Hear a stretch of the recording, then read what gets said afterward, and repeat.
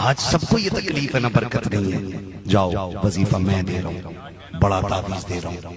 جاؤ جا کے بہن بیٹی سے کہو آٹا نکالے نا کنٹر سے تو بسم اللہ پڑھ. چاول نکالے برتن میں، بسم اللہ پڑھ. آٹا گوندنے بیٹھے نا تو دیکھ سر کا بال نہ کھلاؤ.